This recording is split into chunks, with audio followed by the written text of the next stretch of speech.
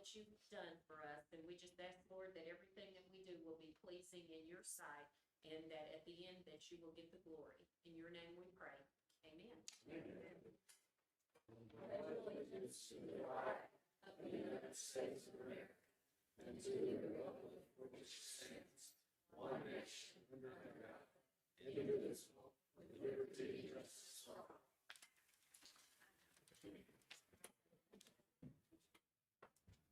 Now call this meeting to order. Mr. Garrett, would you take the roll, please? Mr. Hawkins? Here. Mr. Grimes? Here. Mr. Pruitt? Here. Miss Mel? Here. Mr. Ledbetter? Here. Miss Smith? Here. Mr. Jones? Here. Miss Isby? Here. Okay, you should have received copies of the city council meeting from July 13th. Any corrections, changes, comments? I make a motion to approve the minutes. We have a motion and a second to approve the minutes as submitted. There's no further discussion. All in favor say aye. Aye. Any opposed? Passes 8-0. The first item on the agenda tonight is the monthly financial report ending for June 30th. Mr. Winningham is out of state today, but I think he sent all of you copies of it. I know that sales tax wise, we're doing quite well. Our last sales tax report, we were up about 14% over the same time last year. Do y'all have any questions about it? Did everybody have a chance to read it? All right, there you go, Ms. Hawkins. I make a motion to approve the monthly financials. Second. We have a motion and a second to approve the monthly financials. Any further discussion? All in favor say aye. Any opposed? All right. Next up, we have the community development portion. Mr. Hawkins, this is all you, sir. Thank you, Mr. Mayor. We'll start tonight with consideration to approve nominations for the Health Facilities Board. And I was looking for the nominations. And Oh, I'm sorry. I don't have those with me. They are, it'll be a reappointment of Robin Scott, whose term would end August 15th, 2024. Lori Melton would replace Jamie Gates, whose term expires August 14th. And Osmar Garcia would replace Jack Bell, whose term expires. This board meets infrequently. They do have a meeting coming up on some issues, some finance for Conway Regional, but they normally meet just when called. Make a motion to approve these nominations. I have a motion and a second to approve the nominations to the Health Facilities Board, Robin Scott, Lori Melton, and Osmar Garcia. Any further discussion? Mr. Garrett, would you call the vote, please? All in favor say aye. Aye. All opposed? Passes 8-0.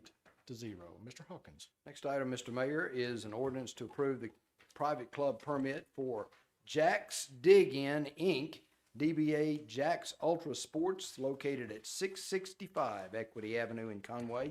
And we have an ordinance to read for this. It's ordinance 02179. 79. Before we vote on this, I need to make a correction. There's a misprint on the address. The address is 655 Equity Avenue. You would make that change to the record, please.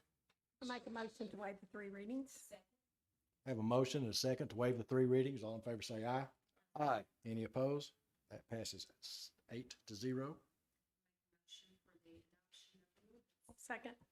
We have a motion and a second to adopt this ordinance. Any further discussion? Just for a point of clarification, since this might be new to some folks, we are not approving the permit to sell Correct. alcohol. This is just the first step ABC requires to then go to ABC for the final approval. This is just the local steps. That's correct. We're Thank not signing off on it. We don't grant the permit. Thank you, Mr. Grimes. Mr. Garrett. Miss Mel? Aye. Mr. Jones? Yes. Miss Smith?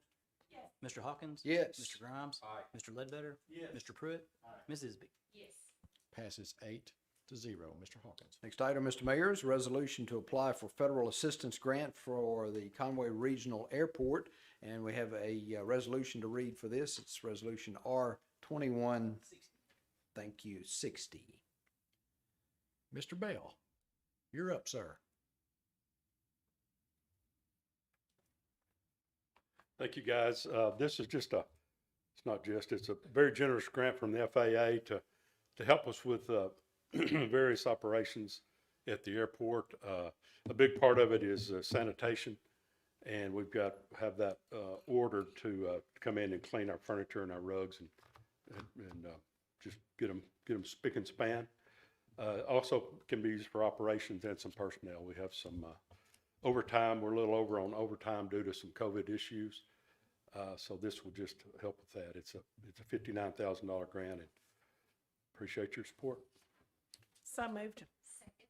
Have a motion and a second to approve this resolution for federal assistance grants for the Conway Regional Airport. And for folks that are watching on TV and out in the audience, Jack and his crew worked real hard during COVID because we had people flying in from all over the nation, and they had to spend a lot of time cleaning things up.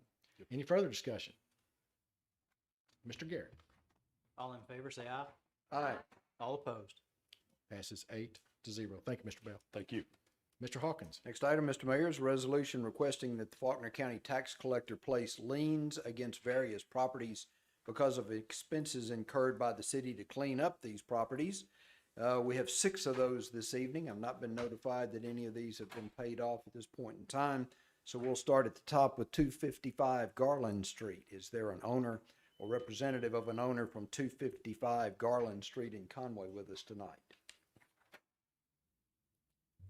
Mr. Mayor, I don't see one, so we have a resolution for this item. Resolution is R2161. Second. I have a motion and a second to approve this resolution to place a lien on property located at 255 Garland in the amount of $145.04. Any further discussion? Mr. Garrett. All in favor, say aye. Aye. All opposed. Passes 8-0.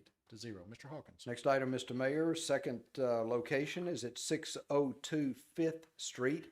$165.04 has been spent by city forces on behalf of cleaning this up. Is there an owner or representative of an owner from 602 5th Street with us tonight? Mr. Mayor, I don't see anyone, so we have a resolution for this. It's Resolution R2162. Second. I have a motion and a second to approve this resolution to place a lien on property located at 602 5th Street in the amount of $165.04. Any further discussion? Mr. Garrett. All in favor, say aye. Aye. All opposed. Passes 8-0. Mr. Hawkins. Next location, Mr. Mayor, is at 1450 Rachel. Is there an owner or representative of an owner from 1450 Rachel in Conway with us tonight? Mr. Mayor, I don't see anyone coming forward, so we have a resolution to read for this item. It's Resolution R2163. Make a motion for adoption of the resolution. Second. I have a motion and a second to adopt this resolution to place a lien on property located at 1450 Rachel in the amount of $165.04. Any further discussion? Mr. Garrett. All in favor, say aye. Aye. All opposed. Passes 8-0. Mr. Hawkins. Next location, Mr. Mayor, is 517 Watkins Street. Is there an owner or representative of an owner from 517 Watkins in Conway?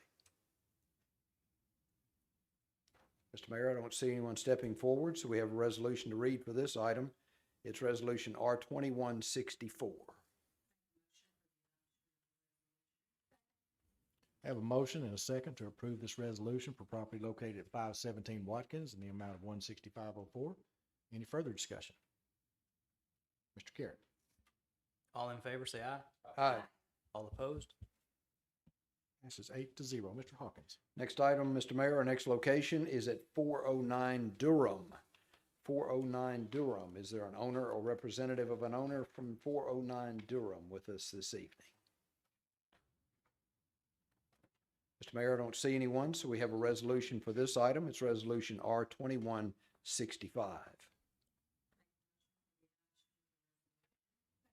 I have a motion and a second to approve this resolution to place a lien on property located at 409 Durham in the amount of $224.32. Any further discussion?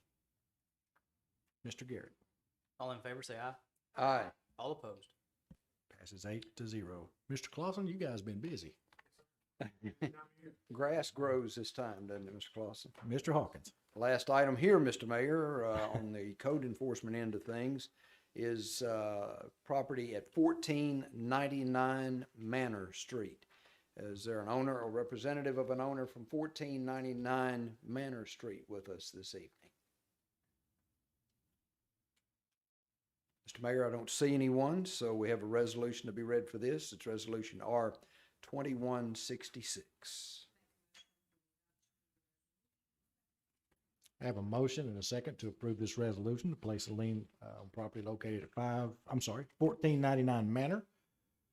Any further discussion? Well, I'm gonna write in the amount of $259.92. There we go. Any further discussion? Mr. Garrett. All in favor, say aye. Aye. All opposed. Passes 8-0. Thank you, Mr. Clausen. Mr. Hawkins. Next item, Mr. Mayor, is a resolution to enter into a real estate contract to acquire property at 2036 Prince Street for the Donaghy Phase 2 project for the Transportation Department. And we have a resolution to be read for this. It's Resolution R 2167. Mr. Vincent, is this you or Mr. Finkenbinder that'll address this? I'd be happy to talk. Mr. Finkenbinder might be able to speak better to the, if anybody has questions about the price. I'll just say this is the northeast corner of Donaghy and Prince, where one of the two roundabouts will be built in phase 2 of the Donaghy construction that we expect to begin this winter. And if you'll see from the wording of it, this represents a square foot price of $7.98, which is within the range of values given by the independent appraiser. And it includes a value of $5,000 for the replacement and loss of trees. And anyone who's been by the area, these are very old. Yeah, oak they are. trees. Huge, yeah. So, We started at Caldwell and Donaghy today on those trees. yeah. and I would like to say that my chief deputy, Evan Pence, and Philip Vick from the street department worked very hard to get this agreement reached and avoid very costly litigation. Good. I make a motion for the Thank you adoption for of the that. resolution. Second. We have a motion and a second to approve this resolution for property located at 2036 Prince Street for Donaghy Phase 2. Any further discussion? Mr. Garrett. All in favor, say aye. Aye. All opposed. Passes 8-0. Mr. Vincent, hold tight. We've got something else here. It looks Yes, like sir. it probably belongs with you. It's an ordinance to repair the subdivision brick wall adjacent to the future Salem and Tyler roundabout for the Transportation Department. We have an ordinance to read for this. It's Ordinance O-2180. And Finley, can you tell us a little bit about this? Yes, sir. So as you may have noticed, construction is underway at this intersection. It's all utility relocation right now. The utility companies have needed to tear down some of the existing brick walls and in order to relocate some of the existing utilities back out of the footprint of the roundabout. We're anxious to get started on roadway construction as soon as we can, but as of right now, there's just too much in the way. The one thing we can go ahead and do is begin on reconstructing those brick walls, which would be of benefit to those homeowners to have their walls back in place. And we want to get everything done as soon as we can. So that's the first step. We got 2 quotes and for labor only, and I'm asking that you approve the lower of the 2. Make a motion to waive 3 readings. I have a motion and a second to waive the 3 readings. All in favor say aye. Aye. Any opposed? Passes 8-0. I noticed today, Finley, that they've covered up the water lines that they replaced on the northeast corner today. So they're moving along pretty good.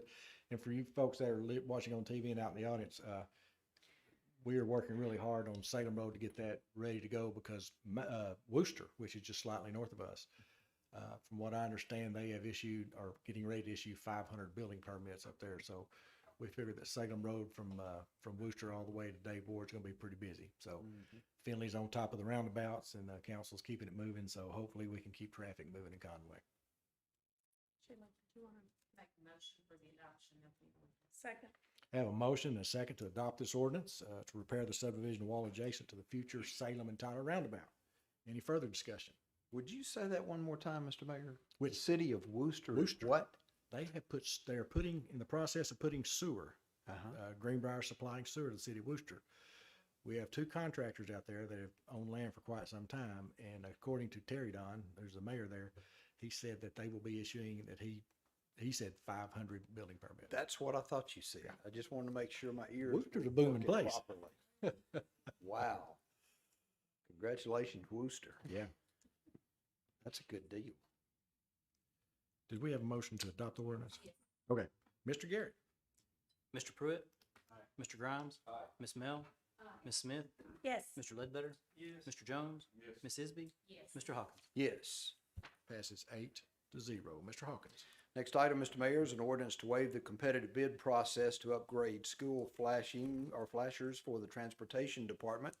And we have an ordinance to read for this. It is ordinance 02181. Make a motion, we waive the 3 readings. Second. Have a motion and a second to waive the 3 readings. All in favor say aye. Aye. Any opposed?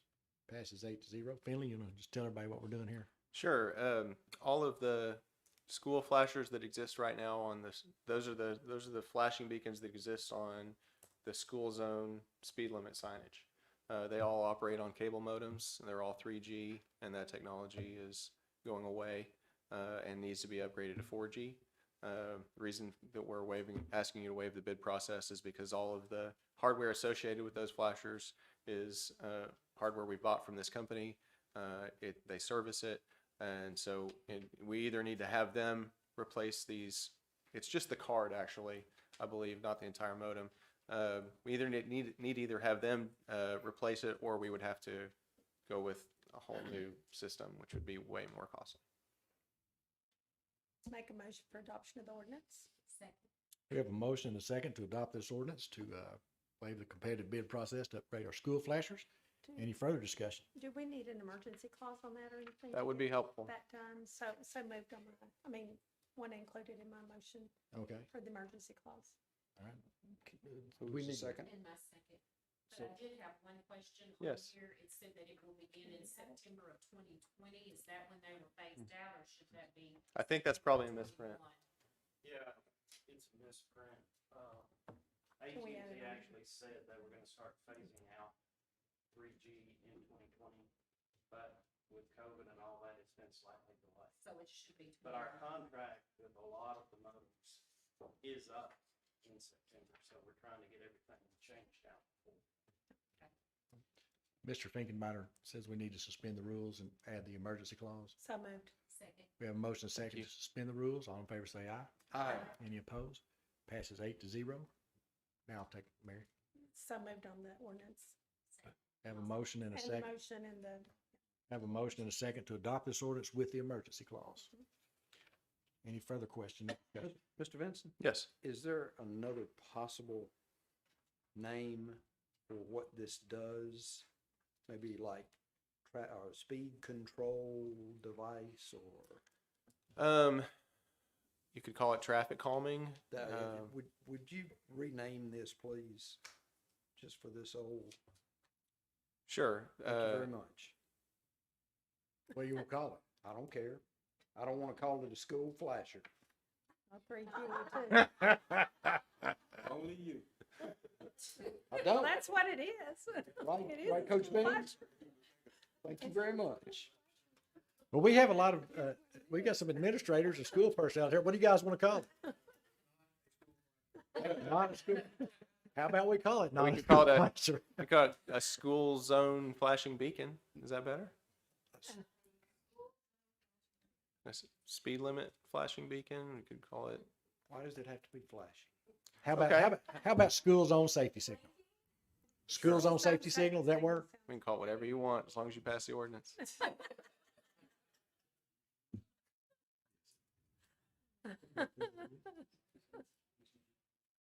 Okay. Would you like to make a motion to amend the ordinance so that we can change the name? I'd like to make a motion to amend the ordinance, but I don't have a name for it. So The mayor had a good name, I thought. Can't remember what it's called. Let's call it school zone traffic calming. How about That that? there you go. That's Thank you very great. much. No problem. Thank you. Can I have a second, Mr. Hawkins? Yes, you can. All in favor say aye. Aye. Any opposed? All right, Mr. Garrett, we'll be back to you on the vote. We have a motion and a second to adopt this ordinance with the emergency clause. Y'all are wearing me out on my Robert's Rules of Order. Mr. Garrett. Mr. Ledbetter? Yes. Mr. Grimes? Aye. Ms. Smith? Yes. Ms. Isby? Yes. Mr. Pruitt? Mr. Jones? Yes. Ms. Mel? Aye. Mr. Hawkins? Yes. Emergency clause, Mr. Ledbetter? Yes. Mr. Grimes? Aye. Ms. Smith? Yes. Ms. Isby? Yes. Mr. Pruitt? Mr. Jones? Yes. Ms. Mel? Aye. Mr. Hawkins? Yes. Those both pass 8-0. Mr. Hawkins. Next item, Mr. Mayor, is an ordinance to waive the competitive bid process for the adaptive system on the 65 corridor for the Transportation Department, and we have an ordinance to read for this item. It's ordinance 02182. Make a motion that we waive the 3 readings. Second. I have a motion and a second to waive the 3 readings. All in favor say aye. Aye. Any opposed? Passes 8-0. Mr. Vincent. For the So, folks at home and out in the audience. yes, sir, thank you. As you guys are aware, this corridor, which we call Skyline, is been under construction for some time, and it is a state highway. It is currently still technically under construction and being maintained by RDOT. Once the warranty period is up, they will turn it back over to us again to maintain the signals and the timing. This will be the last corridor in town, which is a sequence of signals that does not have some sort of advanced technology in it. Now, the other 2 big ones, which are Dave Ward and Oak Street, we won grants for those to get very expensive adaptive signal technology installed on those. Dave Ward is in. Oak Street is getting put in. The engineering is almost done with that. That one should get put in soon. This one, I think, is simpler and does not require the same level of adaptive signal technology, but I think it definitely warrants us putting more effort into it. So we worked to find 2 pieces of software that I think would be a good fit. And the one that is, in my opinion, the better piece of software also ends up being the cheaper one. So I'm requesting approval to purchase the one from Mid-American Signal. So moved. So I have a motion and a second to adopt this ordinance to waive the competitive bid process for the adaptive signalization on Highway 64 corridor. Any further discussion? Mr. Garrett. Ordinance 02182. Ms. Mel? Aye. Ms. Isby? Yes. Mr. Jones? Yes. Mr. Pruitt? Mr. Grimes? Aye. Ms. Smith? Yes. Mr. Ledbetter? Yes. Mr. Hawkins? Yes. Passes 8-0. Thank you, Finley. Thank you, Mr. Mayor. Thank you, Mr. Hawkins. Yes, sir. Yes. Not related to this. Okay, let me brace myself. Well, no, they jumped all over me about Oak Street being closed. Why? I'm sorry, one more time. Oak Street Being closed. Oak Street was closed for the paving, I assume. Yes. Please tell people that the names they try and tell me, well, I guess they just needed a reason to take off the line. They're like, no, it's not. What's going on? So, I think that was just a standard routine resurfacing, thank you.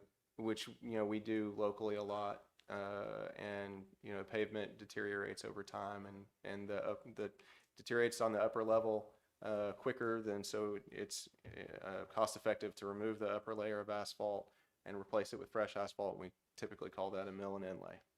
That's what I wanted to explain. No problem. I tried to tell them today, and they looked like I was crazy. And that's from Ingram. Good job. Ingram was Squirrel Hill roughly. Does that sound right, Finley? Sure.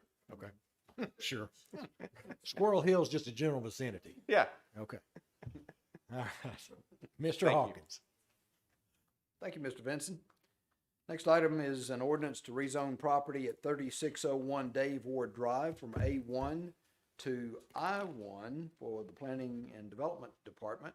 And we have an ordinance to read for this item. It's ordinance 02183. And good evening, James. How are you, Hello, how are y'all? Good, how are you? Doing very well. This rezoning is at the corner of McNutt and Dave Ward Drive, where Trailers Plus is, in that southeast corner. Essentially, the site is already developed with the trailer manufacturing that goes on there. Essentially, they woke up and realized one day that part of their operation was zoned A1, and obviously that can be a bit of a misconcerting thing to wake up to and realize. And so from a standpoint of wanting to make sure if anything happened to their existing structures and that they wanted to get the use, the zoning in line with what's on the ground. So this is really in a lot of ways a cleanup to make sure that the use, the zoning actually follows what's on the ground in that location. So. Thank you, Mr. Walton. I make a motion to waive the 3 readings.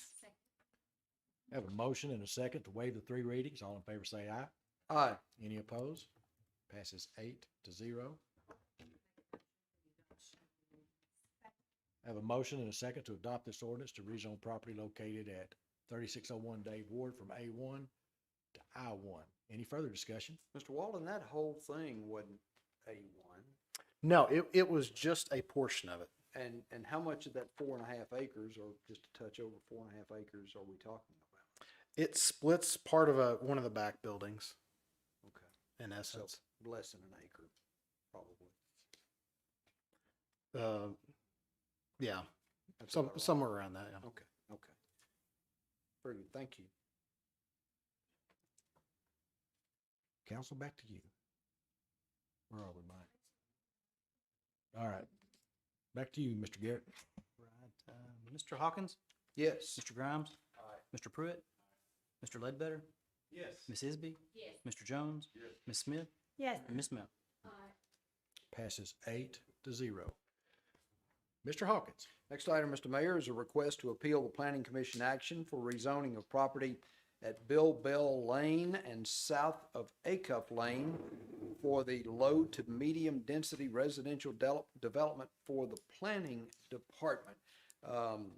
We don't get things like this very often, so Mr. Walden, why don't you walk us through this real quick? Yeah, Tell this us one, what the process is. This one has been a fountain of confusion for myself on this, but I'll try to give you all a kind of a walkthrough. I went ahead and put the map up because I know we have a lot of folks here, and we have this beautiful screen. I thought we got a lot of people here. Let's use it. In addition, this item came before the Planning Commission. It's a rezoning from was originally requested as a rezoning from A1 to MF1. So the 2 yellow areas that you see indicated up there, that was the original request. Staff recommended for this in reviewing it, basically a configuration as is indicated on the map. So that was the staff recommendation. The item went before the Planning Commission. Obviously, we had a very wonderful crowd. It was a very large crowd. It was the first large crowd that I have experienced since coming to Conway, and everyone lived up and was very respectful. And it was really great to see a nice public hearing with that. Following the public hearing, Mr. Shaw amended the request to reflect R2 and R1 as indicated on that map above. Per our normal operating procedures, the public, once a public hearing is closed, public isn't allowed to speak following that. Once the Planning Commission voted, the Planning Commission voted 4-1 on the application. I was very confused. Normally in a lot of communities where I've worked, simple majority at Planning Commission, because it's a recommending body, is normally what is passed. So I incorrectly advised the chair that the item had passed. We looked at the bylaws and dug into them more deeply immediately following the meeting. Found out that it requires 6 votes on an action, so there were only 7 people at the meeting. So it was even though the vote was 4-1, it didn't have the required 6 votes. We informed Mr. Shaw. He filed an appeal the next day, which put us into this, where we are basically allowed it to come to City Council within the same time period. Thankfully, we had 7 days in between, met all of the legal requirements. As part of that, with this, there's a public hearing that is required upon appeal. And so in terms of looking at this, there are essentially 2 options with an appeal. The decision of the Planning Commission can be affirmed, or the decision of the Planning Commission can be reversed. Affirming confusingly means denial. Reversal means approval of the zoning. Following everything with this, if the wish is for reversal of the decision, then there is an ordinance on before all of you all to essentially that you all can suspend the rules and add that to pass that. So wanted to basically have the ability to do all of those actions at once at this meeting, so we don't have to bring it back up. Okay. Thank I'm you sure for- there may be questions. as Thank well. you for straightening that out for us. What we're going to do tonight is we're going to allow the first speaker, whoever that is, to speak for this. We're going to allow 10 minutes, and then anyone else who would like to speak for it after that, 2 minutes, but only if you're going to add something new. Likewise, if those that are opposed to this, if you'll have one speaker that will speak for 2 minutes, and anyone that wants to speak after that for 10 minutes, anyone that wants to speak after that for 2 minutes, but only if you have something new to add, if you would, and we'll try to move this. So we will start with, yes, sir, Mr.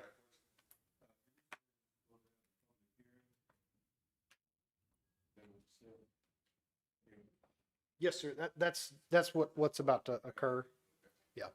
James, clarify this too to the public. The planning commission, the denial that it's reversed, the applicant can't come back for a year, is that correct? There are procedures to allow it to come back, but the application there would have to be a vote to allow that. And I think that would require 2/3 majority of the city council. So he'd have to have 6 votes, 6 out of 8 To votes. come back before you. That is correct. One thing I'd like, and maybe I heard you wrong, James, but I think I heard you say that Mr. Shaw amended this after the Public vote comment. was taken. I think Mr. Shaw amended this before the. Sorry, vote was amended taken, it during and I just amended wanted it to during make the sure that public hearing. everyone was aware of that. Yeah, yes, sir. Yeah, you are correct. So But it was definitely after the public had their input. They didn't get another. it was essentially amended at the meeting. So That- regardless of that, there's an opportunity to provide input right now. Just say that they didn't say anything Not after. after this was amended. There was a public hearing. The public hearing was based upon Is that what you based just upon said? based upon the request. Following when it was amended to R2 and R1, there was not subsequent public comment on it. So that's, I mean, that's why in full transparency and with the appeal, that's why the public hearing is happening now. I don't think anybody's trying to keep people from speaking at But all. moving forward, hopefully with planning commission procedures, we'll make sure if there's any changes that they happen before the public comment period opens up. So There- that yeah, people are talking about what's really gonna happen or what's really before them. I understand that. There's some improvements in that amendment procedure that can be made, definitely. And that doesn't happen very often, but it does, it's happened before. You Yeah. do a commercial type deal, Yeah. but the public needs to be sure to have the opportunity to speak to the final version. Yeah, like I said the last time, that's why I got on the council, because of this very thing. Is that normal to change something in midstream just for clarification during a planning commission? Oh, yeah, oftentimes, yes, that, To negotiate or yeah, whatever. and I've worked in various communities, and in working in those, typically, sometimes an applicant will come in and they'll say, I want to do this, and then it starts looking a certain way, and then they'll say, nah, we'll amend it down. In that, a verbal amendment of that type, that's pretty common. It's always in a direction of less intensity of the zoning rather than higher intensity. So, for instance, if we come in and in the meeting, it had been changed and said, we're going to change this to I3, would have said, no, procedurally, we cannot do that. Okay, great. And I think that's fine, as the discussion goes in the public hearing, if it starts to move a different way, that's certainly fine, but it needs to be when the discussion's still open. Right, For Right. people to have a chance to keep commenting and not have it closed. So I'd like to just have us tweak that. I certainly concur. And is this proposal one that's recommended by your staff, you and your staff? What you see on the screen, what was amended to, follows the staff recommendation. Okay, one other question. sorry, but, I listened a lot. You first said that Mr. Shaw amended this. Is that what you said at first? Yes, so the original rezoning request, He amended it or staff amended he amended it. So the original request was for MF1 on both sides of the street. And so at the meeting, he amended his request to be in line with the staff recommendation.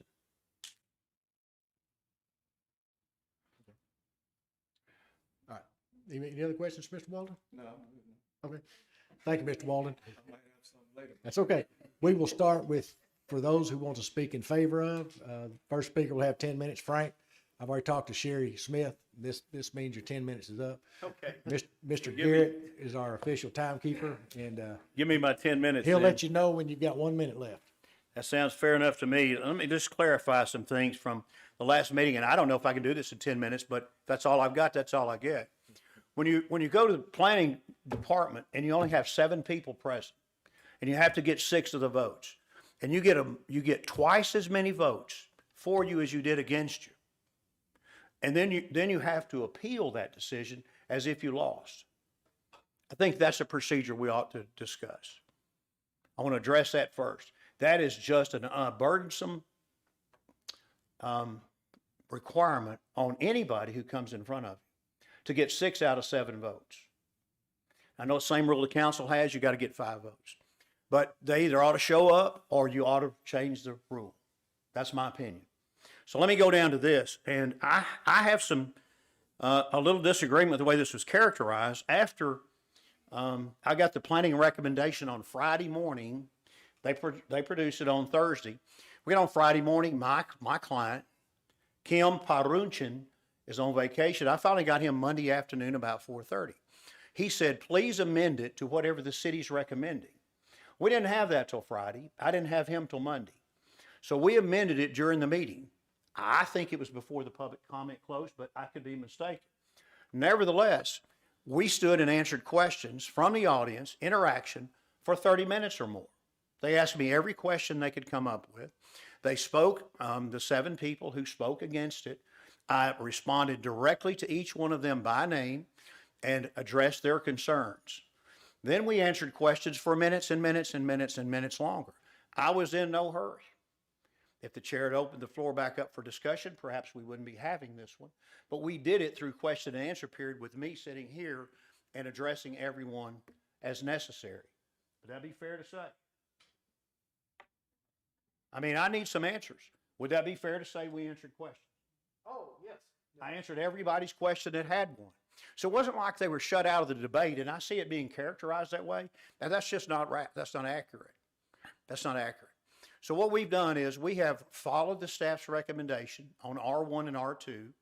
If you'll notice on the map, the R1 abuts another R1 area we've already zoned. And the R2 area, if you'll notice the green area between Stanley Rush Road and the yellow line, there's about 5.6 acres in there that I own that I'm not going to develop now. It will maintain the tree barrier that's there. So coming down the hill, I don't think you'll see this project, the duplexes. It doesn't touch anybody's property except the people on Waverly, which is the old, I guess that's the old South German Lane where we've dead-ended it and abandoned it. Touches those 2 lots and the rental property that are owned by Bobby Hamilton and Mr. Bodecker. So it's within that subdivision or within that lot, and the streets will come in off Acuff and one off of Stanley Russ. It's not touching any R1 that's not rental property already, except those on Waverly. So as far as it being out of the area, I'd like for you to look at next door to it. That is the Conway Corp former sewer plant. It's zoned A1. It's not a sewer plant anymore. It's a pole yard. They work out of it every day. It's a commercial area. It's zoned A1. I think a nice transition between A1 and R1, and that would be up on the hill and then back on Southern Hills and Appalachian in those areas, would have been MF1. To the east of the A1, which is Conway Corp pole area, you have I3. Now, you know I3 is industrial, and you know that's Verco. Then on the other side of that, you have the new plant for the laminated wood, which is I-3. So to characterize this as a neighborhood area of single-family homes is to deny the map. And then up on the hill on 9 Lane, you have the tech park. The last meeting, we had a good bit of discussion about trees. I don't feel the necessity to go into that now because we've pretty well covered the reason we have to cut the trees. And it was Bill Bell's tree farm. We're harvesting the trees and selling them for lumber. So we have improved Bill Bell Lane and Stanley Rush Road and built the Gilbert Baker Robbie Wills Expressway for the express purpose of getting traffic off Dave Ward. We also know that that traffic's going to increase regardless of what I build or don't build there. That's the purpose of the exit south of town. So we also have heard that Conway Corp's going to move their entire operation over there. I think you all know that. We've also heard there's going to be a splash pad, a swimming pool, and a city park up the street on South German Lane. I think we all know that. Is at least in the talks. So for our fine neighbors to the west and the south, your street's going to get busier whether I do this project or not. It's the plan. I suppose that's why Stanley Rush Road was improved on top of the hill to carry more traffic. So I have some plans here of the duplexes. I haven't had these, but I do now. I'm going to give you, there's 2 sets. I'm going to kind of pass them out every other one so you can share these and look, and I'll pass out some to the audience. This is what my developer, Chris Peruchin, has in mind to build there. I suggest to you that these are really pretty nice. I don't think these are going to appreciate anybody's property value. I've looked around the neighborhood and they seem to be well in keeping with what else is built there. It's kind of every other one. And then I don't have any plans for his R1 development because he's going to build residential, single family. If y'all like to pass it. They're really pretty. They happen to both be green. I don't expect they'll both be, all of them built green on the ground, but that's the color they came in. So we have done our due diligence on this property and we've zoned some of it R1. That will be built out in single family residential.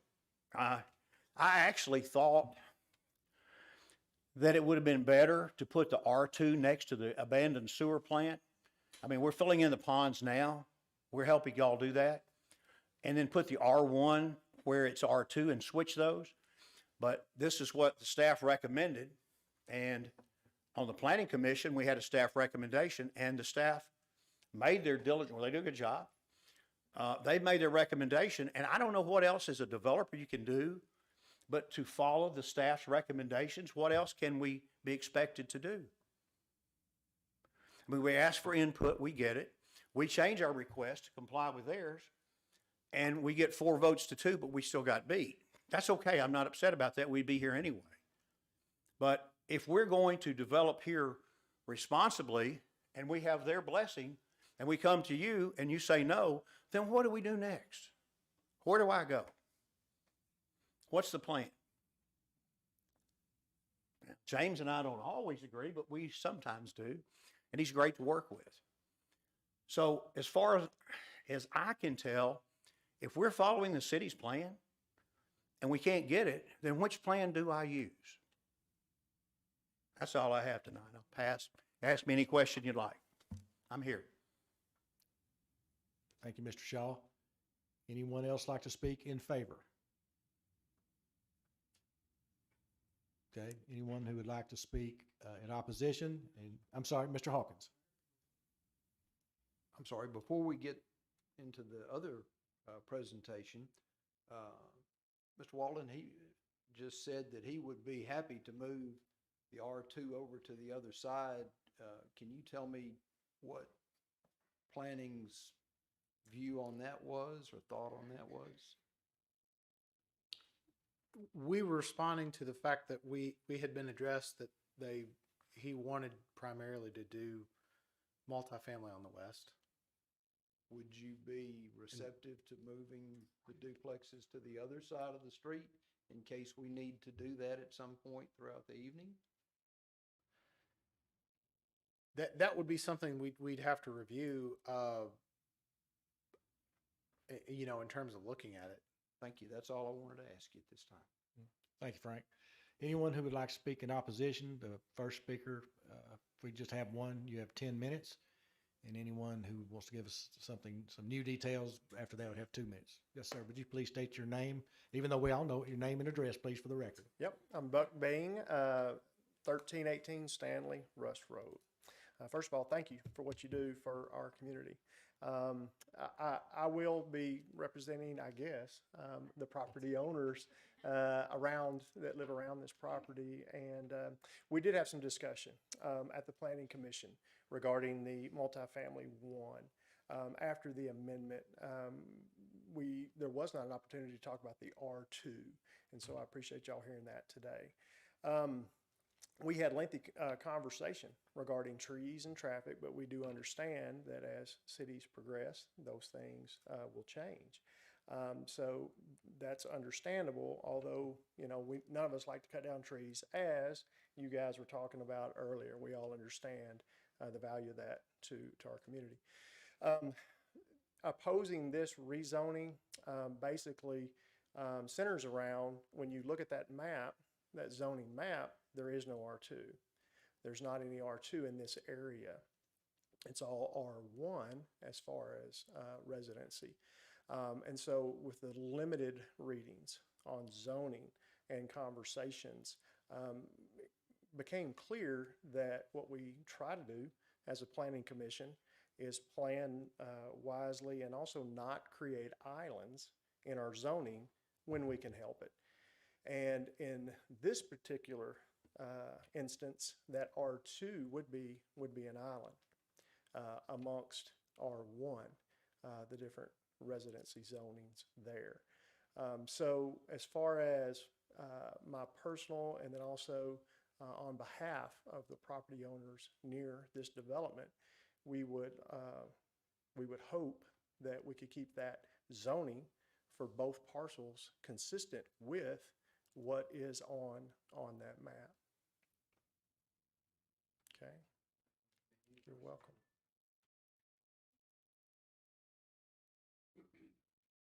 All right. Thanks, sir. Thank you. Anyone else like to speak? Sherry, you know, you're on the 2-minute clock now. I'll be fast.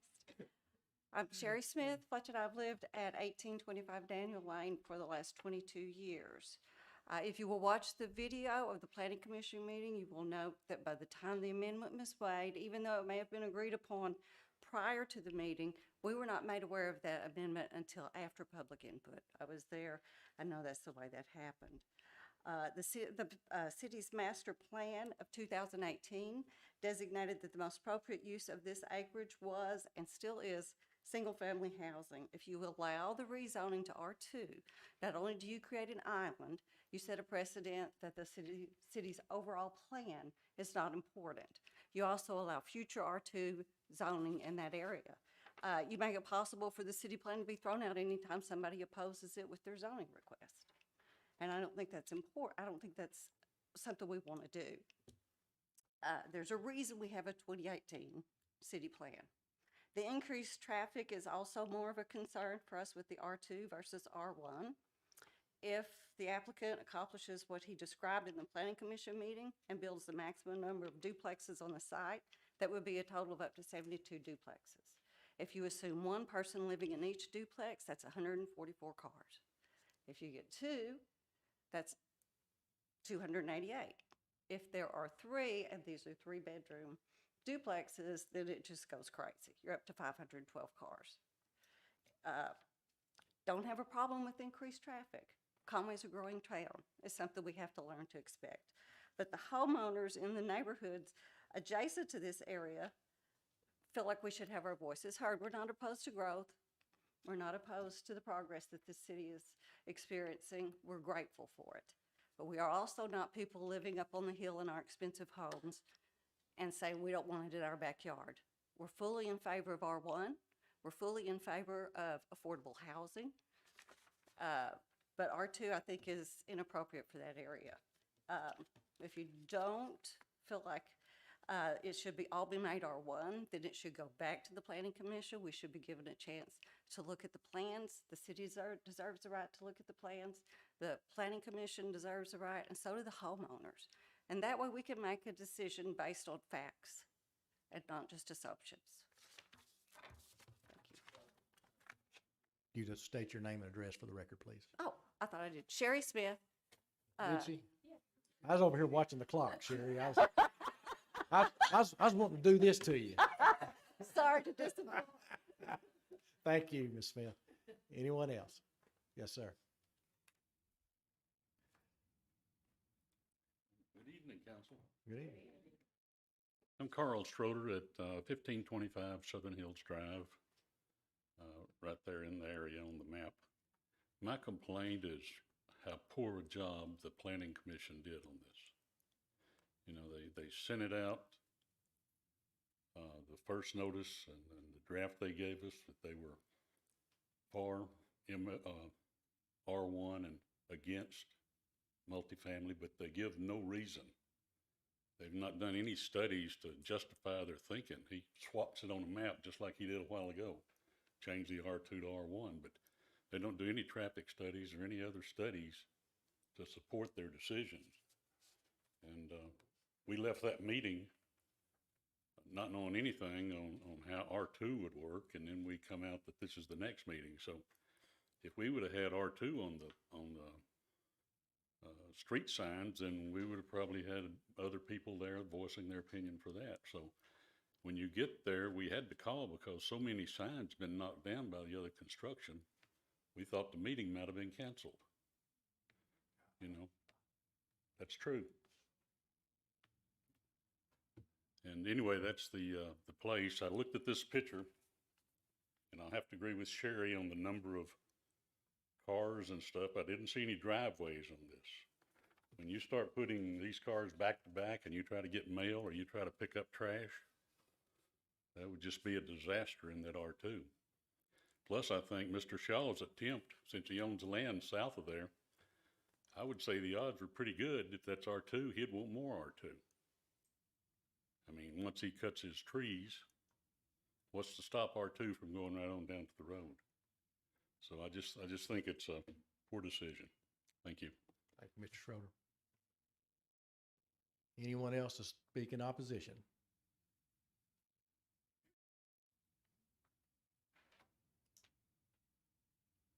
My name's Thomas Hambeacon.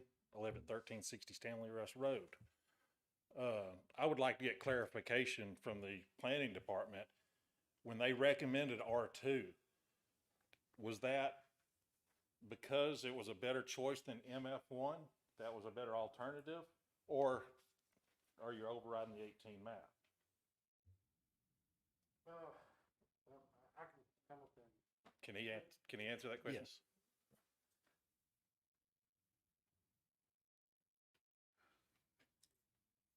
I hate to say this. Sometimes our map is not super reliable as to that, and so we have to take a few extra steps a lot of times in terms of interpretation to see and do some evaluation as staff. Is what's on the map, is that an old recommendation? Is that an aspirational recommendation? Sometimes it's got indications where things have been commercial for 30 years to go back to single family. And so that's one of the reasons why it's one of the things we have on the docket to evaluate in 2022. In terms of our analysis of it, in part, yes, that was essentially as a potentially a compromise solution.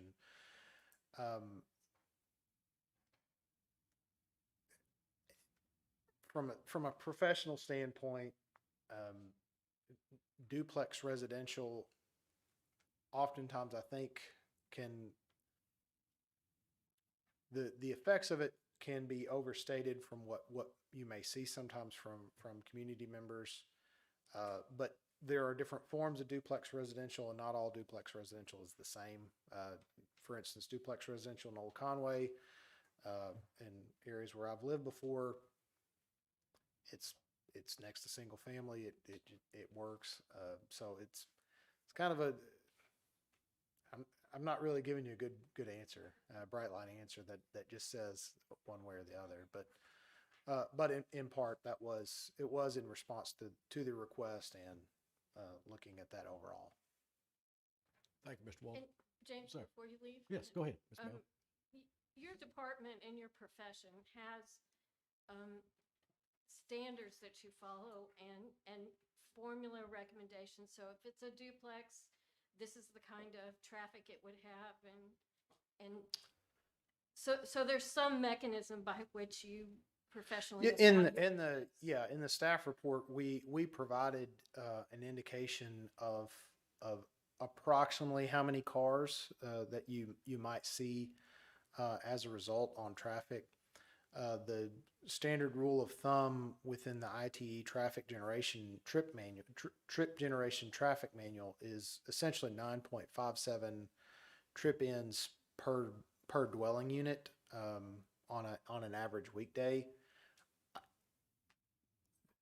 There are questions of reliability with those. Planners in general say that in general the ITE manuals are notoriously high, but it is the best mechanism that we have. So it's when we do that at a rezoning level, responding to those is essentially difficult because we look at maximum yield of the property. We say, okay, minimum lot size is this. This is how many acres it is.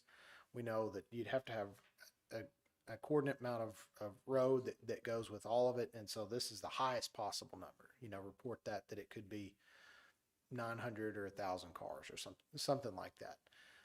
The reality is when you go through the development process, there are inefficiencies in how land is, just simply because land is not even, it's not perfectly laid out, it'll have an odd shape, so you can't get a maximum yield of what you could legally through zoning unless there's some really talented engineers and surveyors out there that are able to do that.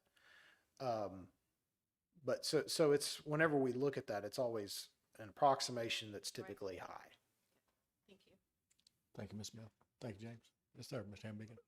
That gets confusing to me. I don't know about y'all, but I was just basically wanting to know, is this a compromise or was it a recommendation? So I'm reading it was a compromisation. So basically it was a bait and switch at the last minute of a meeting. Okay, Mr. Shaw. Will I have an opportunity to respond to those accusations? Mr. Shaw. Hold down. All right, Mr. Hambigan. Okay. Sorry about that. It was changed at the last minute. I did not get to. And in my limited knowledge of zoning, and this is what this is all about, zoning, not traffic, not anything else, but it's a transformation from one zone to another zone. So if we would have had, if the sewer plant goes commercial, it would make more sense for the R2 to be on the east side of the road. Each block of land needs to retain the same zoning. And when I say block of land, in between roads and creeks or some type of physical structure, you've created an island right here. So you've got nine different properties that are opposed or against this property. Yes, they're rental properties. Those may change in the future. The zoning won't change. So you have to look at 9 different individuals' lots are going to have a different zoning in their backyard. So I just want to make sure that we're real focused on the zoning rules and guidelines set by the city. Thank you. James, we have zones like this all around the city of Lawrence. There are R1, next to R2, the other ones. Does that make sense, my question? Yeah, they do exist. And it works? I would defer to the people that live there, or in that situation. But the Old Conway is a great example of a neighborhood that has a lot of different zoning.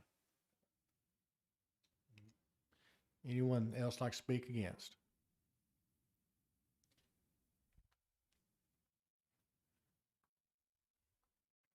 Good afternoon. My name is Barbara Kordsmeyer, and I live at 3 Mary Ellen Drive. So I'm speaking for my neighbors there on Daniel Lane. And basically, I guess I just wanted to start with saying, I understand from a business standpoint why building these nice duplexes would be profitable for the builder and developer because it is more you get more money, more bang for your buck with a duplex. I get that. But I'm thinking of changing the complexion of the area. So it's all R1, as we've all seen. And in the meeting, Mr. Shaw indicated that they wanted to build some affordable homes for families, affordable homes. And I think that's what you see in that area. There's a few more expensive homes on the view, but it's affordable family homes. And I know the ones on ACUF are all rentals. But if you build duplexes or the R2, you're going to have more of a transient community. I mean, if you search duplexes, people stay there 1 to 2 years. But if you build those rentals, they stay 3, 4, 5, 6. And then they're ready to maybe even buy a home in that neighborhood, because I think the attraction of South Conway, it's different than West Conway, is that it does kind of have that country feel to it. You're 10 minutes, 15 minutes from town, but yet you're still kind of out. And I mean, I've lived there for 37 years and have seen the city grow, and I want it to grow. I mean, we're in business here, and so we want it to grow. But it feels like in that area, it would change that unless we keep it all R1. It just seems like a better fit for that area. So, thank you for your time. Anyone else in opposition?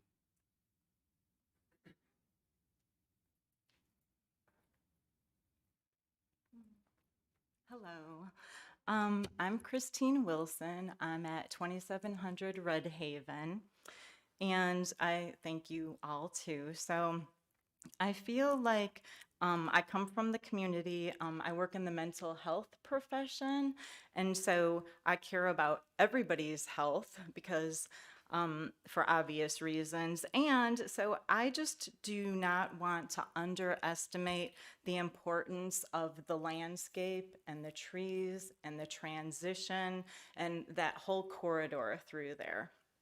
And my thoughts are that if Verco, a company in that, could save a chunk of land there just for preserving. And there is such a thing as tree bathing, okay? And so you can look that up, and it demonstrates, there's studies that there is significant decrease in depression, anxiety. You can increase focus and all that, ADHD.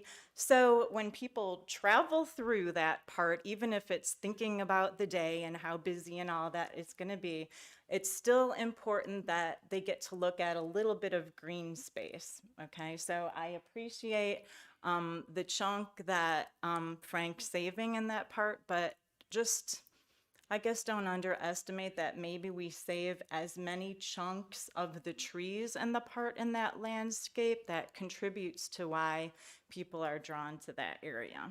So thank you. I appreciate you all too. Anyone else like to speak in opposition? Okay, we'll close that portion of it. In fairness to Mr. Shaw, I think there were probably a couple of things that only he can answer. Does anyone have a problem with me letting Mr. Shaw come back up? Mr. Shaw. So much. I took note of, many of my friends are here speaking, and I don't have a problem with what Buck said or Sherry said or Barbara Kordsmeyer, and I know Ms. Wilson lives out on Red Haven, and I believe that's out on Round Mountain, and she may be familiar with the development we're doing on Impey, where we're saving, we're clearing large lots and saving all the beautiful trees. And the lots are selling, they're in demand, and they're not for affordable housing. So when you do affordable housing, I'm not going to get into the whole tree debate. We've done that last week. You have to, if you've got a 60 by 100 foot lot, you can't save the trees. You've got to clear it because you got to raise the elevation and lower it as per engineering and requirements. So I appreciate Ms. Wilson's statement. As far as Mr. Hambeacon, his allegation or assertion that James and I somehow colluded on a compromise is wrong, and I don't appreciate it. It's not the way things work here. I got his recommendation Friday morning, and as soon as I could, I changed our recommendation to the city, or our request. So we did it to comply with the city's request, and we followed all procedures. We had the opportunity to upgrade our zoning from MF to R2 and R1. You can't go less restrictive, but you can go more restrictive. That's per the rules. Nobody broke any rules. We followed every rule. We got twice as many votes as we did for us as we did against us, yet we're here on appeal, and that's okay. That's not a problem with that. I understand it had to come anyway. So what we're asking is for R1, R2. To ignore the I-3 just to the west, just to the east of this, and to call there's nothing like this in that area, when the people on Stanley Russ Road, who've been there 20 and 25 years, built there was a sewer plant there. Why would you object to duplexes? When you built there, Verco was there. Now you have the laminate plant, and you have all of Sturgis Road, and you have the traffic to Gilbert Baker Expressway. I respect their opinion. I'm not mad at anybody. I don't appreciate Mr. Hambigan, but everyone else's comments were well taken. They're appropriate and they're on point. So having said that, what I would like to do is, if the council is not going to pass it, I want you to pass it. I have a buyer for it. I've given you his name. You've already approved a development for him in Conway already on Bruce Street. The last council meeting I was here, it was approved. He had some duplex lots with some commercial on the front, and the gentleman next door wanted him to build a brick fence around it, and you didn't let that happen. Same gentleman, same project.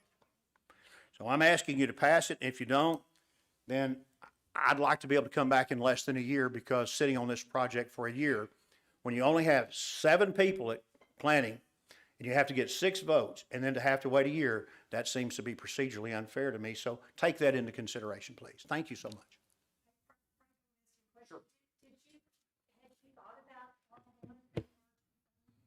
Yes, we had thought about R1, and for the buyer to make it economically feasible for him to develop in Conway, the R2 was necessary. We went from MF1 because it didn't really diminish his density any after he spoke with his engineer and surveyor. You know, there's a ton of work that goes into this, and you can't show driveways yet because it's not laid out, it's not bought, it's not sold, and engineering fees are expensive to answer some questions. R1, we can do that, but you're going to have 60 by 100 foot lots. If you go duplexes, they'll be 70. You'll actually have a little bit larger lot with a duplex than you will a single family. But if we have to do that, I'm prepared to do it. I have a buyer for all of it. It's Roush Coleman. They'll take it all. And if we have to do that, that's what we'll do. But we don't need to wait a year on it, because this is prime development season. You know, in the winter, we have a hard time with mud. We have a hard time getting things done. And 2 days of rain will take 2 weeks off your schedule. We need it done now. We really do. This is the time to do it. The only thing I'd like to, I mean, I don't think we're here to make money for somebody. No. You know, we're here to do what's right for that area. I understand. And so, I mean, I would hate it, your guy can't make the largest amount of money he needs to make on that property, but, you know, I mean. If you take the profitability out of it, you'll have 500 more houses in Worcester and not as many in Conway, and that's a fact. That's a fact. They're building. That's a all the fact. time here. And I'm not. I understand. I mean, I'm not arguing with you, but you see my point? When you get too prohibitively expensive here, people go other places. Mr. Jones, you have a question? Yes, sir. Thank you, Ms. Smith.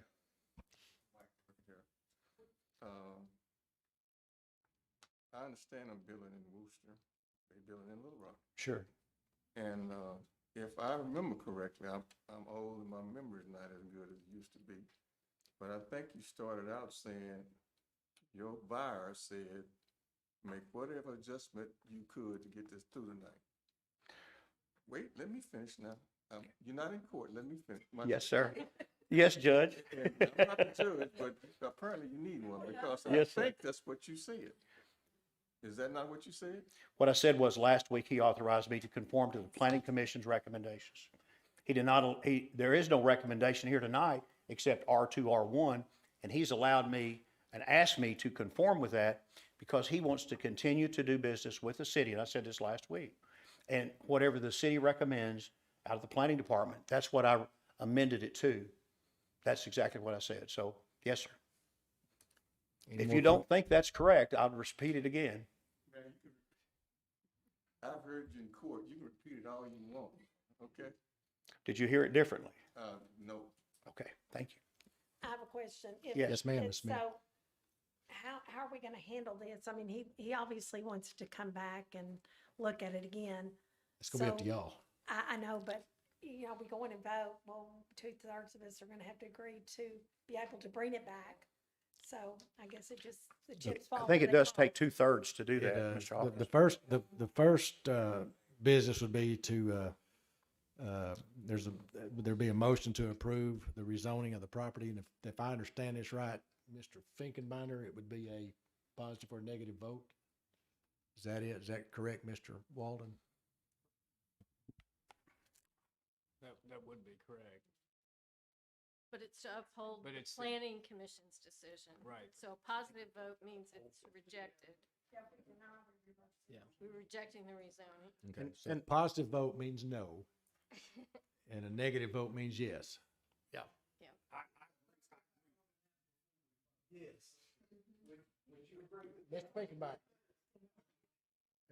Yeah, so the decision of the planning commission, given the absence of certain members that didn't have 6 votes, the effect was to deny the request. That's what Mr. Shaw has appealed. So you'd either grant his appeal and essentially reverse the commission, or approve the commission's denial. And if we vote to deny their denial, this is probably the commission. I think Charles is No, onto something. We approve his, yes, we deny his appeal, then we could vote as a council to allow him to bring it back to the planning commission before the year. Is that correct? So it's 2 votes, if, depending on what happens with the first vote. If. I'm confused. Go ahead, Mr. I think that if the motion were made as to grant the appeal, then in that situation, as Charles has stated, then a yes vote is a yes on the rezoning, a no vote is a no on the rezoning, and that may be a little bit easier. I think that's a good way to phrase it. That would be a lot simpler. Yeah. Yeah, that's what I was mentioning, if it would either have a positive vote or a negative vote. Yeah. Let me be clear, because procedural, I agree with Charles, actually. If you vote yes, then you're denying my appeal. That's the way I see it. Are we on the same page? That's how I see the rule. If you want to change it, just explain it to me, and you can vote yes or up or down, and I'll accept that without any problem. But I think he's right. All right, explain it one more time, Mr. Finkenbinder. So the effect of the planning commission's, their decision was to deny the request, Mr. Shaw's request. He's appealed that denial. And then that appeal is before the council. So you would either vote to uphold the commission's denial or reverse it. If we, A yes is to uphold the planning commission's decision to deny Mr. Shaw's request. And a no would be to reverse the planning commission's decision. I understand. Deny Mr. Shaw. I understand and accept that procedure unless you want to change it. I understand that exactly. You're right. Mr. Shaw, can I ask you a question Surely. that I asked Mr. Walden a few minutes ago? If you'll take a look at that map, would you consider moving R2, the portion, the exact number and amount of acreage that is designated R2 on that side of the street over to the side that says R1 and flip some R1 to that other side? Mr. Walden did not seem to have any problem with that. What would your response to that be? And then that will trigger some response from the crowd as well. I appreciate that, Mr. Hawkins. Let me be clear. The project on the east side, the R1 area, is 8.69 acres, and the other portion is 5.49 acres. I would need, for sake of our contract, to keep those numbers the same. You might notice that below that R1, there's a little corner jag there that comes to a fine triangle. I have been asked to save that portion for another entity. So it's not for sale, that 1.69 acres, it's a triangle, to save that for another entity. But I would need to keep the piece on the east side the same size, because we are laying sewer line across it to serve the property between Bill Bell, Acuff, and it's already in place and almost complete. It would bumfuzzle my engineers to change the acreage. I'm hearing you say no. I would switch the R1 and R2, but I'd need to keep the acreages as lined out. If we could, if everybody gets to talk about this, if we could move the 5 point, what is the R2? 4.9, I believe. Whatever the R2 acreage is, Uh-huh. to a portion of the R1, you would still have to have some R1 on that side. Does that make sense? I could do that. And Yes. then- And then move all of the R1 to the area where the R2 is listed. So Yes. you would in effect have on the east side of Bill Bell Lane, a combination of R1 and R2, if everyone were to agree that that is something that they could live with. I can do that, and let me give you those numbers. The R1 area as laid out is 8.69 acres per survey.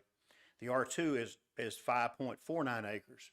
South of the R2, between there and Stanley Russ Road, is 5.69 acres. Now where's that? That is not platted in the yellow, but it's the green area that I own. So there's a 5 acre border of trees between Stanley Russ and the R2 area. Now surely someday somebody's going to want to buy that, but it's very steep, and that's why this buyer didn't buy it. So just to be clear on the acreages, I wanted you to understand that. Excuse me, Yes, sir. interrupt. I had a quick little chat here with James and Mr. Finkenbinder, and it's Yep. their opinion that we're trying to change too much in here tonight. Okay. This would need to be remanded back to the planning commission. Very good. Okay, it's a good question. You talk to all the issues. It's not a bad idea. You know, that ain't a bad idea. That ain't a bad idea at all. I don't know, if there's enough land out there, and I don't know if we should just automatically throw this on the people and say, let's give them a PUD tonight.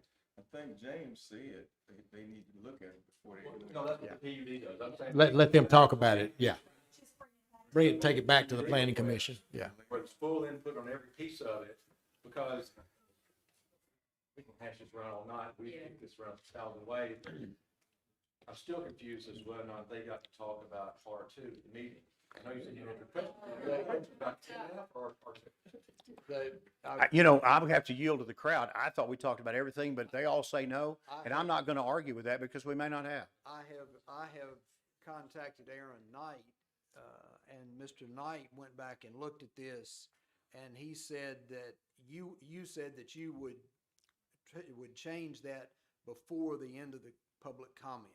Now, were they given a chance to discuss R2? They were not specifically, but they were aware that you had made that request. And I wanted everybody to understand that. I changed it timely, and there's no collusion, no corruption, no graft, no problem.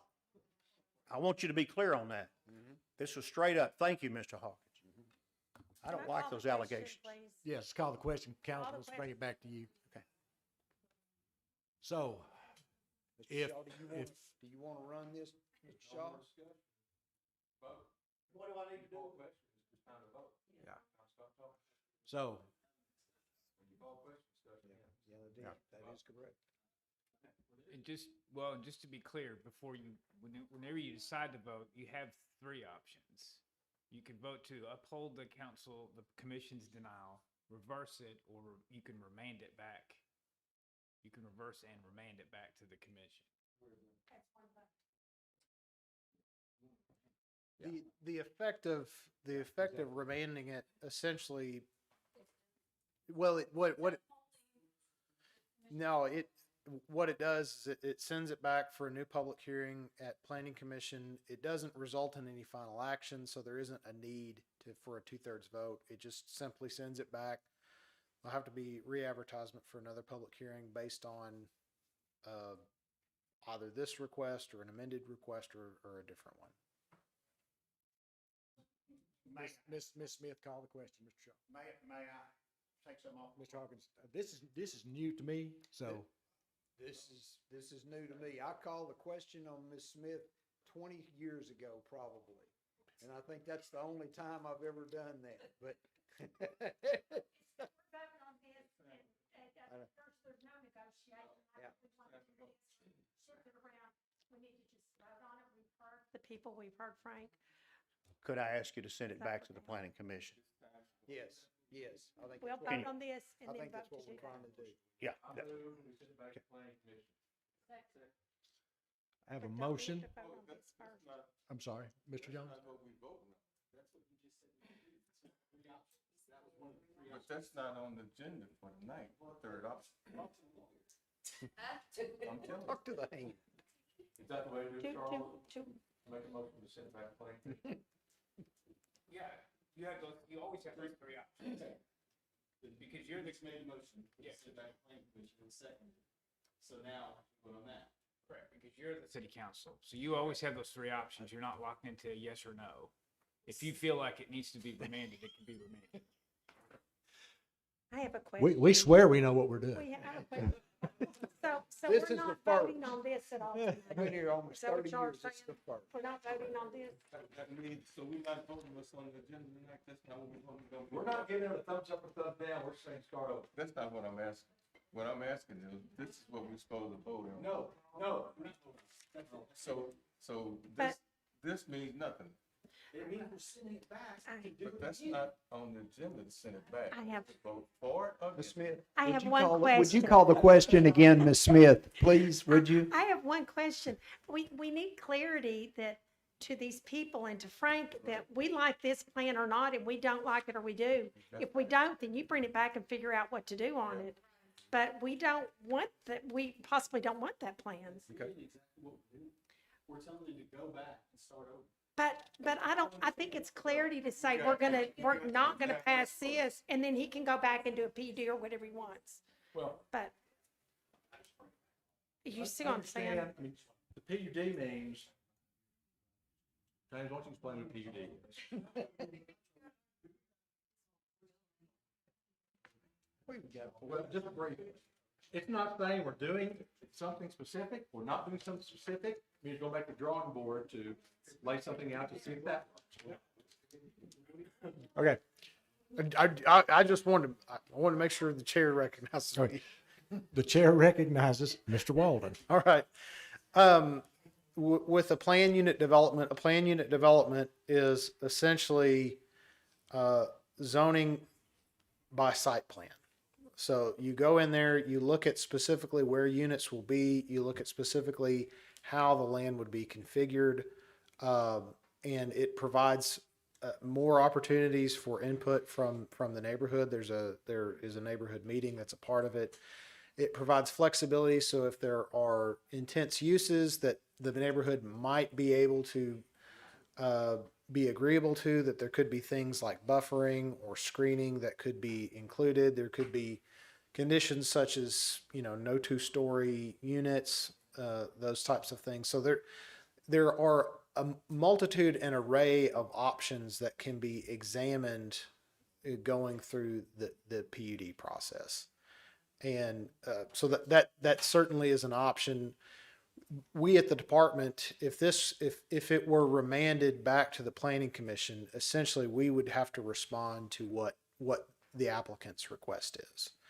So if the case were remanded back to the planning commission, essentially what that means is you all are directing the applicant to make a different application, re-advertise for a new public hearing, new public comment, going through essentially the entire process with the planning commission and coming back to city council. That is in essence. So it provides the public an opportunity again to provide input, to speak into that. If it were to be amended as a PUD, there would be additional opportunities above and beyond that the public would be allowed to speak on. Y'all got me on a good night, I feel like talking. I've been on the city council for 5 or 6 years, and we've always, since I've been here, we denied it. It was up to the applicant to come back, bring it back, and figure it out all over again with another plan. We didn't have the option, just take it back there and figure it out. We denied it, and then he had to bring it back. That's why he asked to bring it back within a year. It's not just take it back and figure it out. That's not it. We're supposed to vote on this right here tonight. That's what this is about. No, it's not the same thing. I'll withdraw my motion. It's not the same thing. I'll withdraw my motion.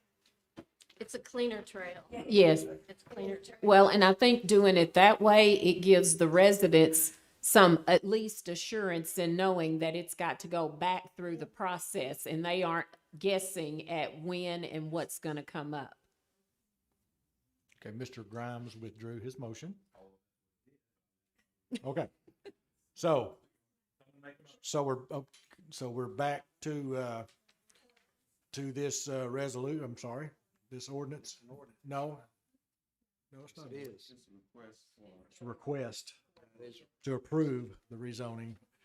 It's a request to appeal the planning commission action for the rezoning of the property at Bill Bell Lane, south of Acuff Lane, for the low to medium density residential development for the planning department. So, one more time, Mr. Finkenbinder, tell us the up or down vote on this. It would be a vote to affirm the commission's denial or reverse the commission's denial. But the only thing that, let me just say this about remanding. The council has the option at any time to remand it if it wants additional information. That's all I'm saying.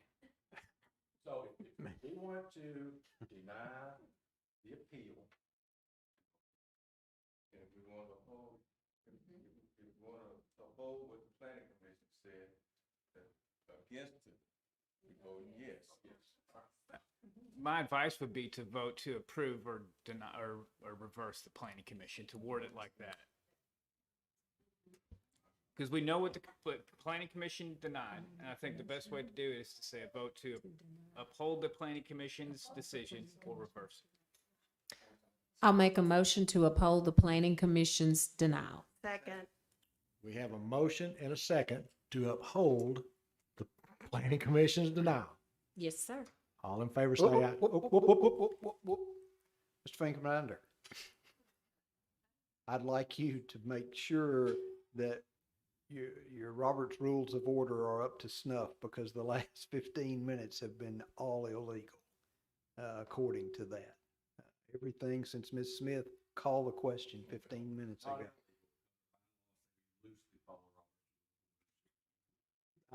I stand corrected. I stand corrected. Okay. All in favor, say aye. Aye. Any opposed? No. So it's 6-2. 6-2. All in favor, raise your hand, please. All opposed? 6-2. Okay. Now, may I speak? Are we? Nope, we're done, Frank. We're done. We're clear as mud. So, But now we we can make yes. a motion to allow the Can- applicant Yes. to bring a request back Mhm. before the planning commission for this parcel before a year. correct. Yes. That's a motion. Second. We have a motion and a second to allow Mr. Shaw to bring this up back before the planning commission and this council before quicker than 12 months. Let's just say it like this. If he so chooses. That was going to be my question. Thank you. Yes. Okay, all in favor, say aye. Aye. Any opposed? Moving on. And Frank, I would just suggest too, to get with these people and y'all come up with a plan together that will work for everybody. That, Thank you. Thank Thank you for your time. I appreciate the comments throughout, and I'll address them outside if y'all want. Thank you for your time. Thank you.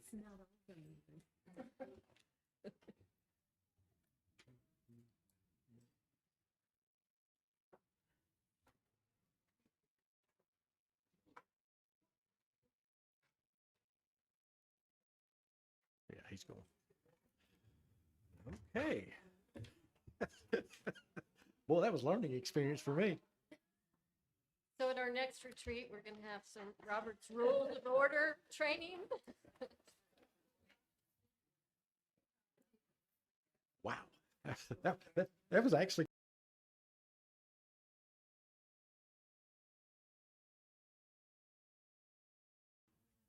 It was good. All right. Next, we have the Public Safety Committee, and we will start with the Conway Police Department with Chief Tapley. I think he's here to discuss an agreement with the Conway High School for the police department. Good evening. Do it. No flashers. No flashers tonight. And now this one will be quick and easy. This is our annual contract with the Conway Public Schools for our SROs. This is for the police department to supply 8 officers, 7 officer level, 1 sergeant throughout our school districts. It represents approximately half of the salaries and benefits for the officers to the school district, approximately half for the city as well. This is the standard contract that we've had each year, although the amount went up this year based upon the raises that you guys have approved over the last several months. How much is it per officer? So per officer depends on how long they've been with the police department and that structure. So that's really hard to say. It did go up from approximately $280,000 to $330,000 this year. I make a motion to enter into this SRO contract.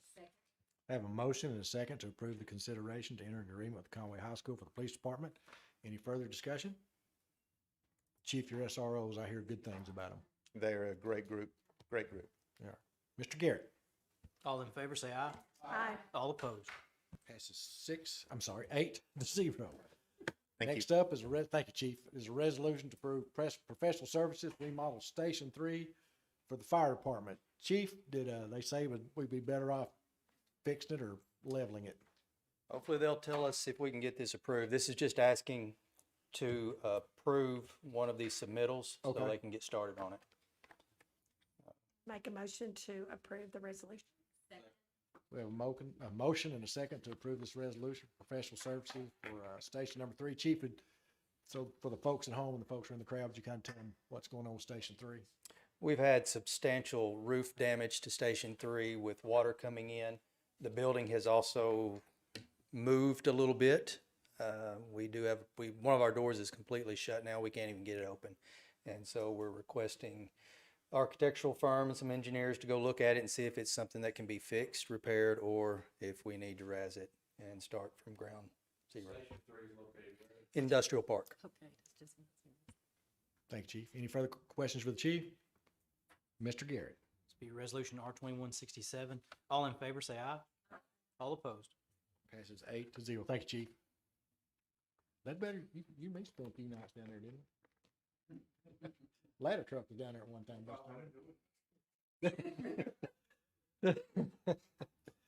Next up, we have an ordinance amending the existing restrictions on the burning of materials within the city limits.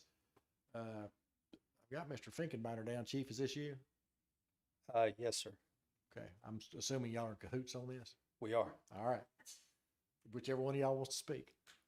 What we've done is we've, and Mr. Finkenbeiner, you can correct me, it's the municipal league law. Is that probably not the correct terminology? Municipal code. Thank you.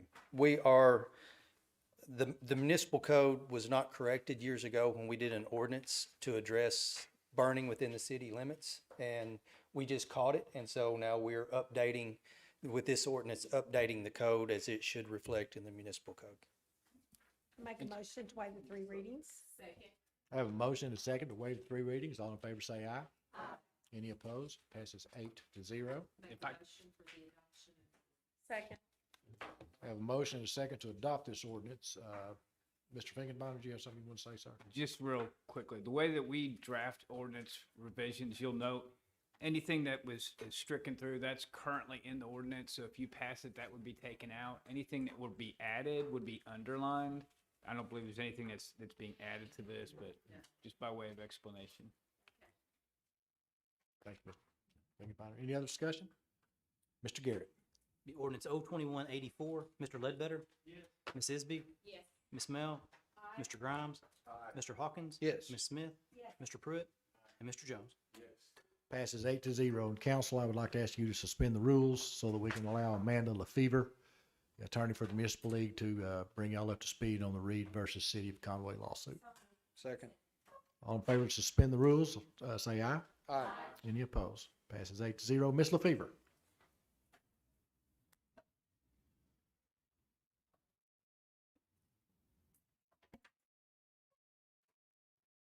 Good evening, everybody.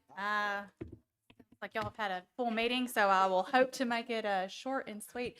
I always seem to attend meetings when there's a hot item being debated. I think the last one I attended before COVID that I recall was in Maumelle, and chickens were very, the allowing chickens within city limits was just, I mean, some very strong, yeah, you can have them in Sherwood, which is where I live, because we had some chickens. Like I said, I'm Amanda Lefevre. I'm an attorney with the Municipal League. I wish there was, Chief, such a thing as Municipal League law. I wish we could do that. I wish we could make the law. But I'm the attorney representing the city, Mayor Castleberry, and Chief Reed in the litigation that was filed, the most recent litigation that was filed by firefighter Damon Reed. His attorney has sent a settlement request / demand on his behalf. I believe I sent a correspondence to each of you in that regard. And so I am here to answer any questions that you might have to the extent that I'm able to in my capacity as an attorney defending current and ongoing litigation. Toward that end, what I am asking this evening, I do have an ethical obligation to convey any settlement offers to you all as the city council. So I have done that. I do need to let Mr. Reed's attorney know how the city wishes to proceed in that regard. You've got a couple of options here tonight. You can, if there's a motion, I mean, obviously you guys have to follow Robert's Rules of Order loosely, strictly. However, you all are set up to do that. It's no skin off my back in that regard. But there are a couple of different ways that the demand can be handled. You can say no, and I can continue to litigate the case. It is fairly early in the litigation, in so much as we are still conducting discovery. You can say yes. You can say we want to we want to go to some sort of mediation and allow maybe the mayor to attend. You've got options. Like I said, I'm here to answer questions. Mr. Hawkins, you're looking at me like you probably got some questions. Well, you said it's early. I think it's too early for us to do anything at this point in time. That would be my thought about that. Are you at liberty to read out what Mr. Reed's attorney has so graciously offered to us? Sure. Yeah, no secrets there. The offer from Mr. Reed's attorney on behalf of Mr. Reed, they are requesting to go to mediation, essentially, to discuss resolution, which is a settlement.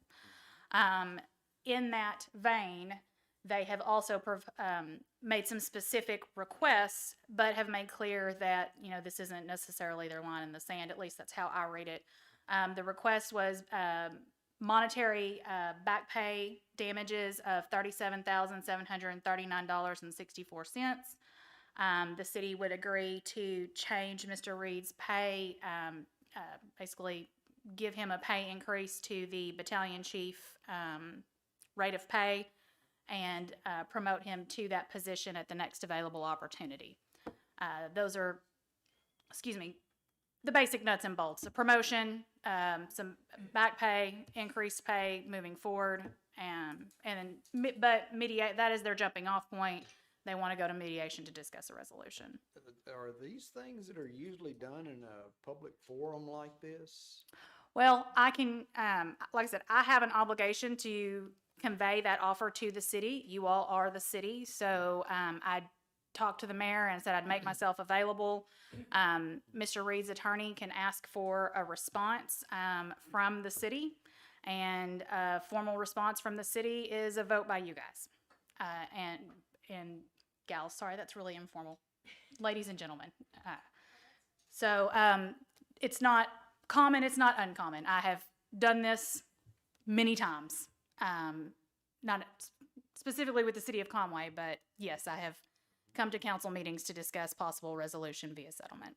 As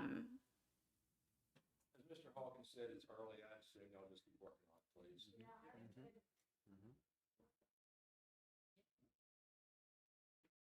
All right. did y'all see you were asking about the letter, what date it went out as July 11th? Do you need a resolution from us? I think that would be the cleanest response. That way I can convey to Mr. Reed's attorney that the city has voted to continue on in allow me to continue on in the litigation and defending the case, and that y'all aren't looking to settle the case Tell right me if now. I'm saying this right. So we need a resolution passed tonight that says we do not want to settle at this time and we want to move forward. Correct. We have a motion to second that we will not settle at this time and that we would ask Ms. LaFever to move forward. Any further discussion or questions? All in favor say aye. Aye. Any opposed? Passes 8-0. Thank you, Ms. LaFever. All right. Thank you all. I appreciate you. Yes, sir, Mr. Hawkins. If I might, Mr. Mayor, the situation that occurred earlier tonight occurred in part because of attendance at the Planning Commission meetings, and I have asked for an attendance record of the people that are on that commission, and I'd like to get a report from Mr. Walden as to what the attendance requirements are for people who are on the Planning Commission. Could we have him do that? We actually passed an ordinance on that, Mr. Hawkins, and James has actually been up to talk to me. For those, I know a lot of folks have left, but James is fairly new to the office. He's very well respected statewide for his knowledge. He is in the process of turning a lot of these things around and getting them lined out so we can avoid issues like this. But he does, as some of our other boards. We have had some problems with folks attending. I asked Ms. Mabry Williams to send out some letters this week to one of our boards to let folks know if they're not going to be able to attend that we need to replace them. I will get with James tomorrow and follow up on this request as well. It's and y'all may or may not, you'll go out in our next report. We have moved all of our city board meetings to City Hall. Of course, our old City Hall, one, we weren't very proud of it, but we didn't have any way to we didn't have good lighting. Brett Carroll has worked out a really good plan with us. Conway Corporation is giving the city their own channel. We will broadcast every meeting, that's tree board, civil service, planning commission, which already meets here, A&P committee. Everyone that is a city board will be meeting on camera. It'll be Facebook, YouTube, or the channel that Conway Corporation gives us. So it will be a lot more transparent than it has been. But we actually have the equipment and the know-how and everything to actually make this happen. So folks that are interested in being on boards, if you will tune in here, we start September 1st. If you see a board that you would like to serve on, let Kyle in my office let us know. We would love to have some folks that want to serve. And quite frankly, let's just be ugly about it. Who will show up? Mm-hmm. Mm-hmm. Yeah, who's committed? Yeah. Mm-hmm. Yeah, it does. And I understand people are going to take vacations sometime. Yeah. I understand. Sure. I understand that. Yeah. I think that ended today, Wes. Is that when the health crisis thing? Is that right, Mr. Pinkensmeyer? Unfortunately, that's correct. Yeah. I think as of midnight tonight, you can't do that anymore. That's an interpretation of state law. I have a different interpretation, and we might seek review from the state on that. I think it's overly restricted. They came in and said, well, you can have virtual meetings now, but really the state law hadn't expressly prohibited virtual attendance before. And there are boards and commissions like the State Board of Health that have had members for years attend by telephone. I think it's overly restricted. If you check on one more thing, and James, you can let down Not if it deals with Robert's Rules of Order. state law governs, I believe, that we have to have a majority of our total, not just of our quorum. But does state law govern the planning commission, or do we get to set those rules? And if we can set them, we probably ought to change it to the majority of those present. Planning commissions, those rules are set as the bylaws. They're either set in the bylaws for the planning commission, which is the case basically requires 6 votes out of the 10 members to pass any action that is on an application, or it's set within the actual ordinance itself. Planning Commission will be working on an amendment to its bylaws, and honestly, the reason being is that although I don't like saying this, functionally, the Planning Commission is a recommending body in the sense that any decision that they make can be appealed to the city council, or there are certain decisions that automatically come to the city council that result. So from a sense of requiring that many votes, I think a simple majority on those makes sense. So and to your question earlier, we do have attendance records.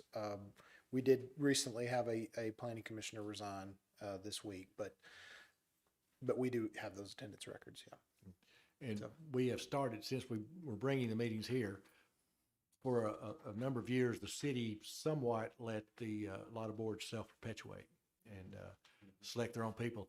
If I understand, tell me if I'm wrong on this, James, if I understand it correct, the planning commission is actually supposed to be, names are supposed to be submitted by me to the council for their approval. Is that correct? Well, I would have to defer to Charles in looking at the ordinance, but I think, some of that, the board nomination process is probably something across the board that we need to look at. Yeah, and we are doing that, Mr. Hawkins. We started that process about 2 weeks ago. So hopefully we'll be able to bring a report back to this group. Good. Thank you very much. COVID's kind of set everybody back for a long time. It's been different. And It's been different, and it's getting ready to get different again. It's kind of scary right now.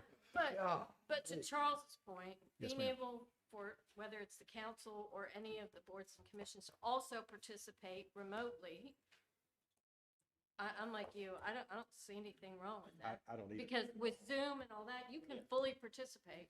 Well, if you're out of town at work, Yeah. and you Yeah. want to be at this meeting, because I know Wes is out of town a lot, but I know he tuned in a lot and worked with us for you. Yeah, I didn't miss the makeup one we had, but I sure watched y'all on Facebook. And tried to comment. No. Well, council, this is the first time the sun's been down when we got out, so. Well, we're adjourned.